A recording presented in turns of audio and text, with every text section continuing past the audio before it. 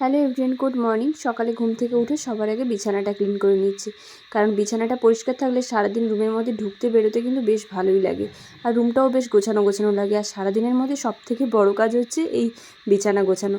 তো আমি সকালবেলা ঘুম থেকে উঠে সবার আগে বিছানাটা ভালো করে গুছিয়ে নিচ্ছি। আর এখন বিছানার মধ্যে মাথার কাছে ওষুধ, পাউডার, জলের বোতল এইসব রাখতে হচ্ছে। আগে কখনো এগুলো আমাকে রাখতেই হতো না, এখন বাধ্য হয়ে রাখতে হচ্ছে। যাই হোক, এখন স্নান সেরে চুলটা আঁচড়ে নিয়েছি, এরপর সিঁদুরটাও পরে নিচ্ছি। সিঁদুর পরে নিচে গিয়েছিলাম, বোন দেখলাম আমার জন্য একটা ডাব কেটেছে, সেই ডাবটাই সকাল সকাল খেয়ে নিলাম।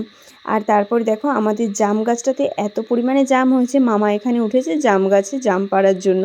তোমরা দেখতে পাচ্ছ নাকি জানি না ভিডিওতে, কিন্তু প্রচুর পরিমাণে এই বছর জাম হয়েছিল।